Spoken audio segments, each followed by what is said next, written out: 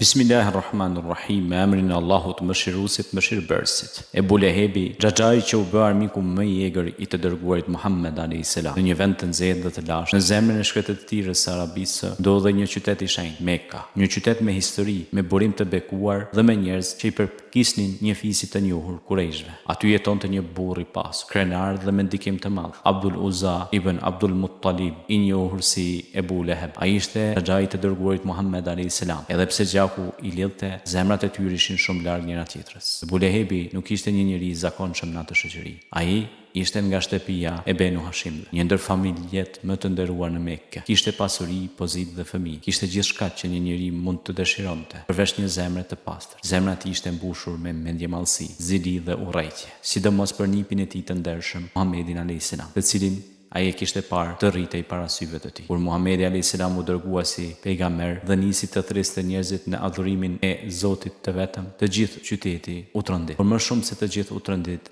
Ebu Lehebi. Ai nuk mund ta pranonte që një njeri nga familja e tij, por më i ri në moshë dhe pa pasuri, të kishte guximin të shpallte veten të dërguar të Allahut. Krenaria e tij nuk e lejonte ta përkrahte. Ai nuk pa pejgamberin, por një kërcënim për pozitat dhe lavdin që ai kërkonte. Kur pejgamberi u ngjit në kodrën Safa dhe i thiri njerëzit, o bijtë Kurejshi, nëse do t'ju thosha se një ushtri po ju afrohet nga prapa këtij mali, a do me besoni? Ata u përgjigjen, po, ti nuk ke gënjur kurrë. Atëherë pejgamberi alayhis salam tha, unë jam paralajmërues për ju, përpara një ndëshkimi të madh. Kur nga turma doli një zë plot për çmim, ishte Ebu Lehebi. Ai tha me përbuzje, të humb dora, për këtë na ke mbledhur. Fjalët e tij ishin të ashpra, por përgjigjja e Allahut ishte edhe më ashpër. Zbriti shpallja që të vuloste fatin e tij përjetësisht. Të humb dora e Ebu Lehebit i vetë u shkatrua. Pasuria e tij dhe ajo që fitoi nuk i bën dobi. Ai do të hyjë në zjarrin me flak të ndezur. Edhe gruaja e tij që mbarte drum thera për të ndezur zjarrin. Në qafën e saj është një litar prej palme të përdredhur, Mesed 1:5. Kështu një sure e tërë e Kuranit u zbrit për të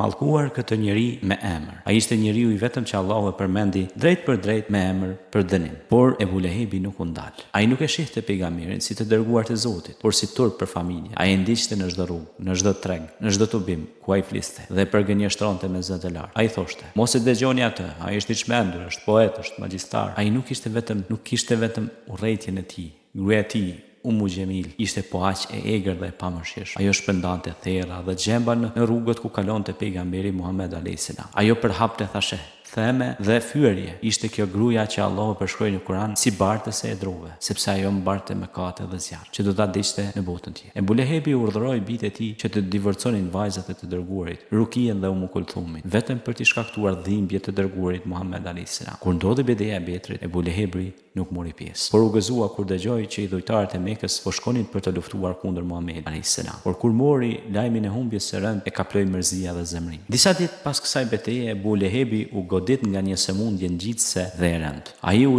izoluan nga të gjithë. Madje edhe fëmijët e tij nuk ja afruan trupit të pajet. Ai vdiqi vetëm pa nder, pa përkujdesje, pa varrim të denj. Trupi i tij u kal për disa ditë, derisa më në fund u hodh në një grop të cekët dhe u mbulua me gur nga larg. Kështu përfundoi jeta e njërit prej njerëzve më të mallkuar në historinë e njerëzimit. Ai ishte njeriu që zgjodhi të luftojë dritën, rrësirën, të mohoi mëshirën për hir të krenarisë dhe të kthej shpinën mëshirës së Zotit për një inat të përkohshëm egoist. Historia e tij është një kujtesë për njerëzimin, se afërsia familjare nuk të shpëton kur zemra është e shurdhur për të vërtetën, se pasuria dhe pushteti nuk vlen para Zotit nëse nuk ka besim, se urrëtia për të vërtetën të shpihen në humbje të përjetshme, se Zoti është mëshirues, por edhe i drejtë. Dhe kush lufton të dërguarin e tij, do të jetë prej të humburve. Ebu Lehebi u bë simbol i mohimit, kokfort dhe dënimit hyjnor. Ai nuk ishte thjesht armik i një njeriu, por armik i vetë mesazhit të shpëtimit. Ai humbi këtë botë dhe botën tjetër, dhe emri i tij do të mbetet për herë i lidhur me fjalët Tebbet yada Abi Lahabi wa tab. Qofti mallkuar Ebu Lehebi.